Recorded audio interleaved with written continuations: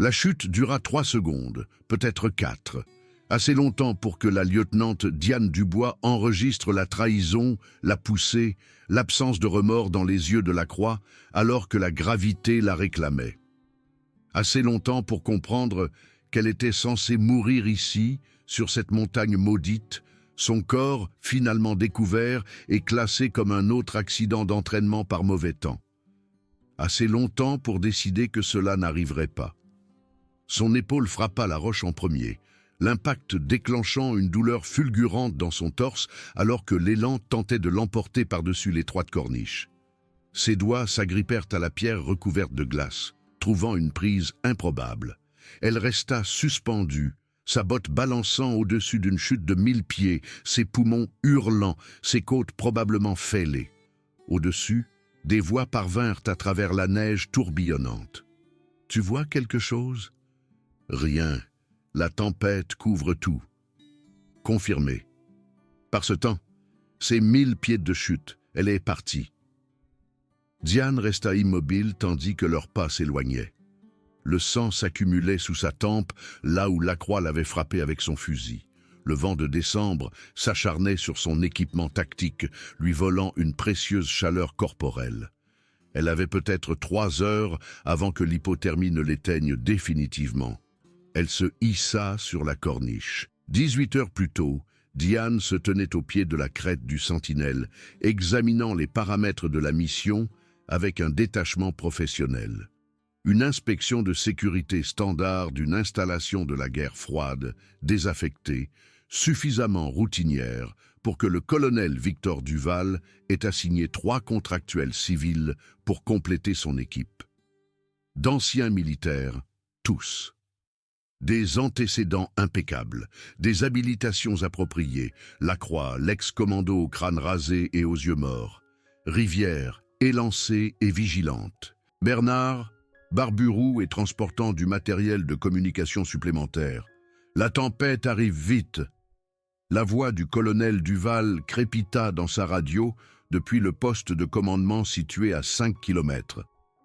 À 69 ans, le colonel restait aussi affûté qu'un rasoir, ses décennies dans les opérations spéciales évidentes dans chaque syllabe. Vous avez 30 minutes avant que la visibilité ne tombe à 0. Diane accusa réception, menant son équipe vers l'entrée de l'installation construite à flanc de montagne. La couronne arctique avait été construite en 1983 comme plateforme d'armes de dernier recours pendant la crise soviétique. Officiellement désaffectée en 1991, elle figurait toujours sur la liste de surveillance du ministère des Armées pour des balayages de sécurité périodiques. La porte d'acier s'ouvrit à son scan biométrique. À l'intérieur, des tunnels de béton s'étiraient dans l'obscurité, l'éclairage d'urgence projetant tout dans un jaune maladif. L'air sentait la poussière et l'abandon. « Commandement central intact », rapporta Diane, examinant des terminaux informatiques vieux de plusieurs décennies. Lancement des diagnostics maintenant. Elle inséra une clé USB, extrayant les journaux système pendant que les 3 contractuels descendaient pour vérifier les niveaux inférieurs. C'est là que les choses ont mal tourné. Lacroix la frappa par derrière avant qu'elle ne l'entende revenir. Le monde bascula, une douleur explosant dans son crâne. Elle roula, cherchant son arme de poing, mais il avait déjà son arme dégainée. « Désolé, lieutenante, changement de plan. » Rivière et Bernard émergèrent des ombres, leurs armes braquées sur elle. Du sang coulait sur le visage de Diane, là où la crosse du fusil l'avait touché. « Qu'est-ce que c'est que ça ?» exigea-t-elle, calculant les angles, les distances. « Simple économie, » dit Rivière. « Nous sommes payés pour quelque chose que cette installation contient. Vous venez de fournir les codes d'accès. » Bernard travaillait sur son terminal, échangeant des disques. Les protocoles Sentinelle valent des millions sur le marché noir. Diane déplaça lentement son poids. Duval saura que quelque chose ne va pas dès que je manquerai l'enregistrement. Lacroix sourit sans humour. D'ici là, nous serons partis. Et vous serez classé comme un accident d'entraînement. Elle bougea pour son couteau de cheville. La botte de Rivière la frappa aux côtes avec une précision professionnelle. L'os craqua, Le monde devint une agonie blanche. Ils la traînèrent dehors dans la tempête. Le bord de la falaise se profilait à travers la neige tourbillonnante, une chute de 1000 pieds jusqu'au fond de la vallée. Diane se débattit, mais avec des côtes fêlées et en infériorité numérique, ses efforts s'avérèrent futiles. « Vous croyez que ça se termine avec moi ?» haleta-t-elle. « Ça se termine par un malheureux accident », répondit Lacroix. Puis Rivière la poussa par-dessus le bord. La chute, l'impact, l'impossible survie. Maintenant, Diane s'accrochait à la corniche, forçant son entraînement à prendre le pas sur la douleur. Elle remit son épaule disloquée en place avec un claquement écœurant, étouffant son cri contre sa manche. Puis elle examina la paroi rocheuse avec une évaluation tactique. De vieux pitons métalliques dépassaient de la pierre tous les 15 pieds. Des commandos s'étaient entraînés ici il y a des décennies, laissant des points d'ancrage permanents pour des approches discrètes.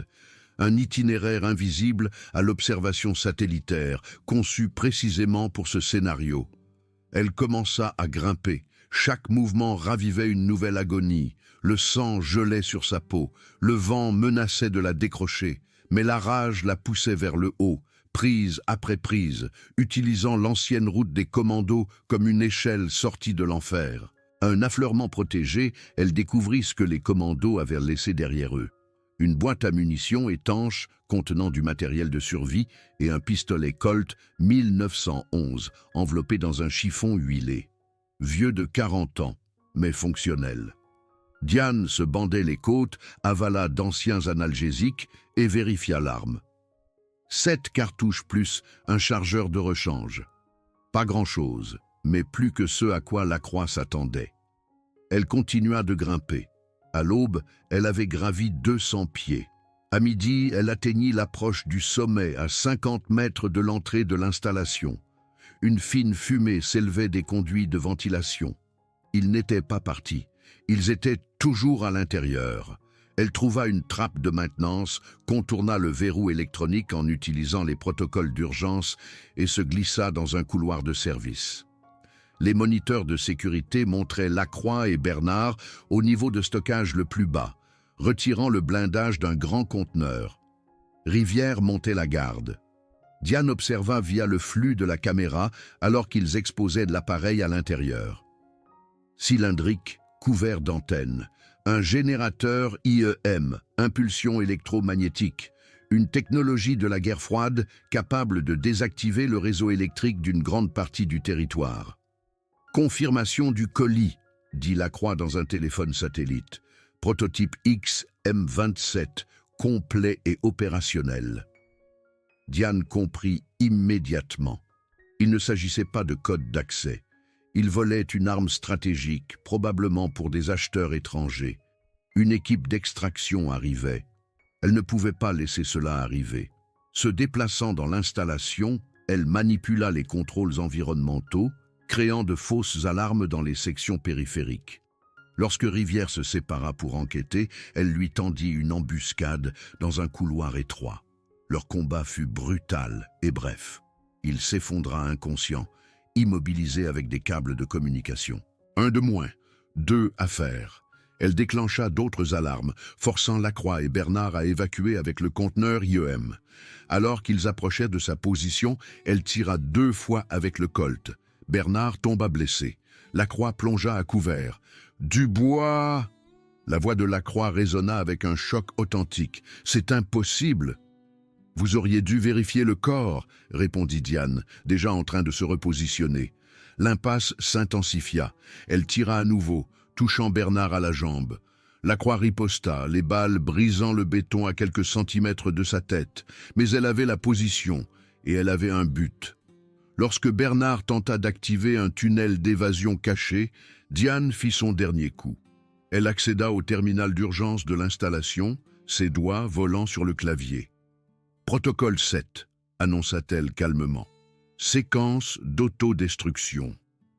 Tout ce niveau s'effondre dans 60 secondes, à moins que vous ne vous rendiez. » Lacroix se figea, reconnaissant immédiatement le protocole. Il les enterrerait tous, détruirait la technologie, éliminerait la menace. « Vous mourriez pour nous arrêter ?» demanda-t-il. « Je mourrai pour empêcher une trahison, corrigea Diane. Quelles que soient les conspirations auxquelles vous croyez, vendre des armes stratégiques à des entités étrangères dépasse les limites. Un instant, le calcul lutta avec l'idéologie dans l'expression de la croix. Puis, la pragmatisme l'emporta. « Cessez le feu !» ordonna-t-il à Bernard, laissant tomber son arme. Des coups de feu éclatèrent depuis le couloir principal. L'équipe d'extraction de Duval avait pénétré l'installation, se déplaçant pour sécuriser la zone avec une efficacité professionnelle. Le colonel lui-même apparut dans l'embrasure de la porte, l'équipe tactique derrière lui. Malgré ses blessures et son épuisement, Diane maintint une posture militaire. « Mon colonel, lieutenant Dubois, rapport. Colis sécurisé, 3 hostiles contenus. » Le visage buriné de Duval ne révéla rien, mais sa main la soutint lorsqu'elle chancela. « Reposez-vous, lieutenante. L'équipe médicale arrive. Vous en avez assez fait. » Ces mots brisèrent quelque chose en elle. Elle avait survécu à l'impossible, était revenue d'une mort certaine, avait arrêté une brèche de sécurité catastrophique. Et la simple reconnaissance de Duval avait plus de poids que n'importe quelle médaille. L'installation, réussit-elle à dire. Système de tunnels secondaires, étendue inconnue. Déjà identifié, les équipes sécurisent toutes les sorties. L'expression de Duval s'assombrit. Rien ne quitte cette montagne. Alors que les médecins la chargeaient sur une civière, Diane surprit Lacroix la regardant avec quelque chose qui ressemblait à du respect. « Vous êtes remonté, dit-il doucement, avec des côtes cassées. Ça ne devrait pas être possible. »« Je suis difficile à tuer, » répondit-elle.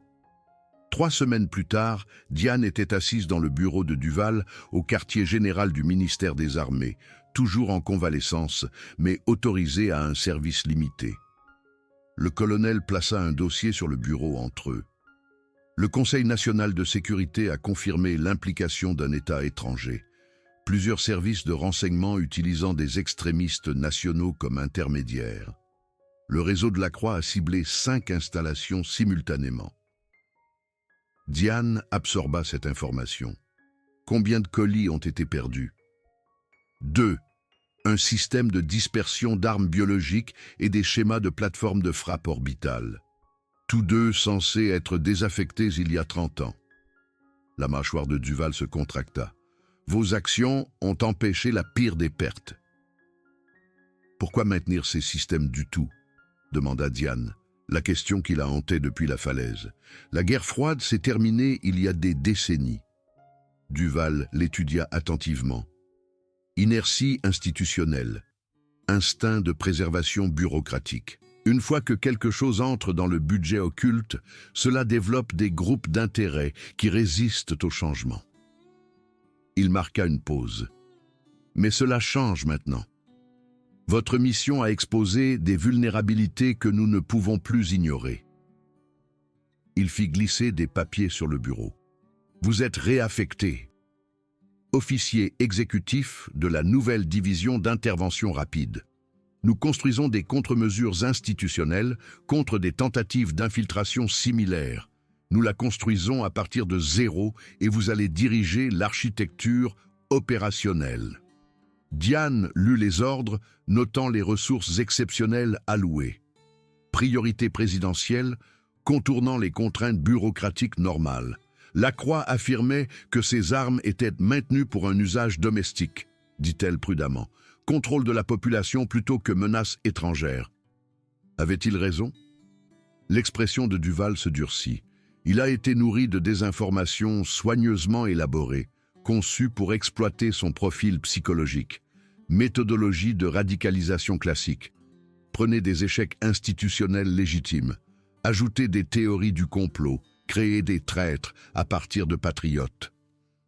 Mais les systèmes étaient-ils maintenus pour des scénarios de contingence incluant un déploiement domestique? Le silence du colonel confirma ce que les briefings officiels ne feraient jamais. Une planification militaire prudente incluait les scénarios les plus graves à travers tous les spectres de menaces. La surveillance avait échoué, permettant au système de persister au-delà de leur justification stratégique.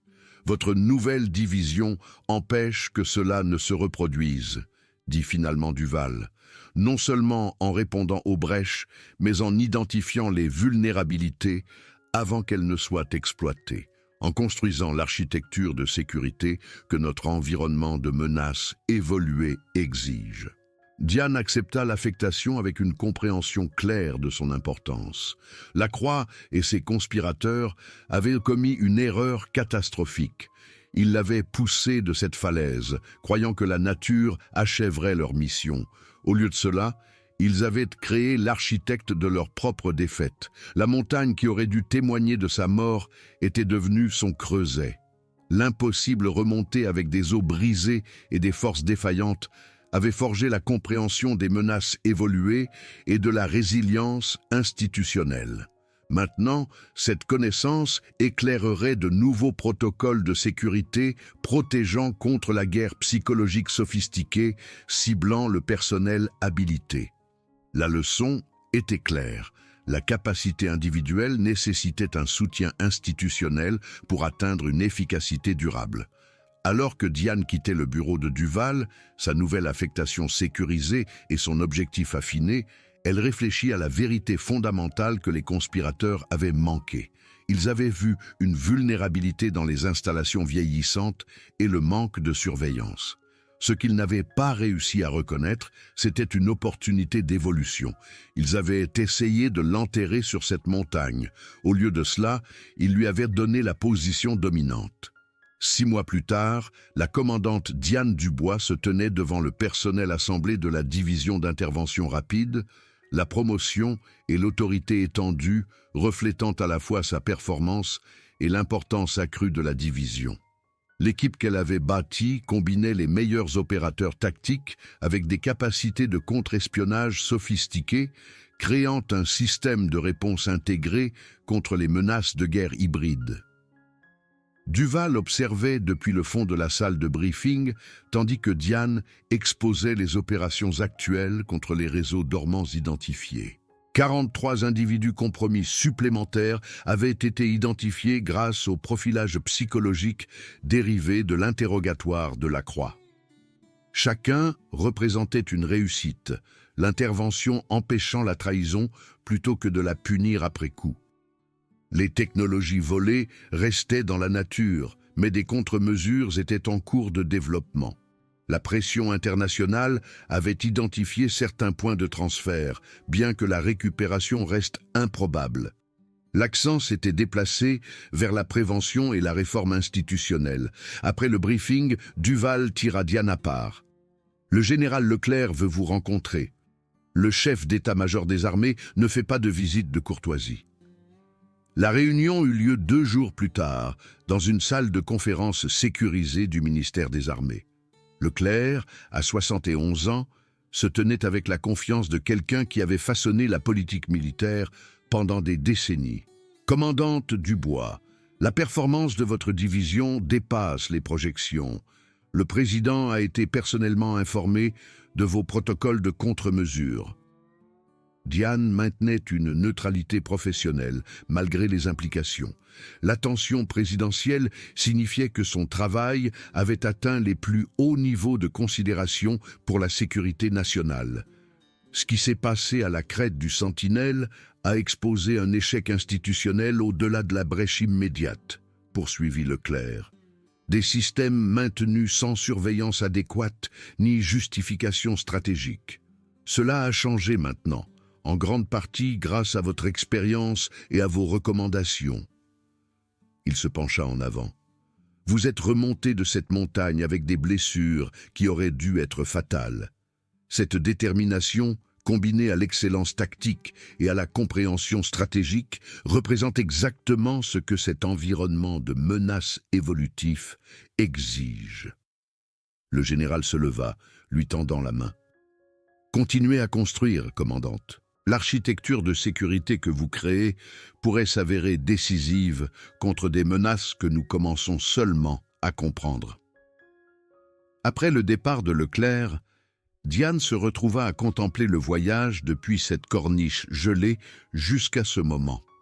Ce qui avait commencé par une trahison et la quasi-mort s'était transformé en une réforme fondamentale de la manière dont la France protégeait ses capacités les plus sensibles. Lacroix avait cru défendre les principes constitutionnels contre la corruption interne.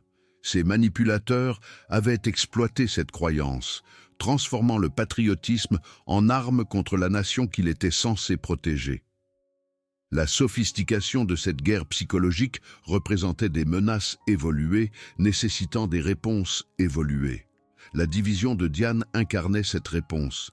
Pas seulement une réaction tactique, mais une résilience institutionnelle contre des attaques sophistiquées ciblant les vulnérabilités humaines au sein des systèmes de sécurité. Les conspirateurs avaient commis une erreur fatale.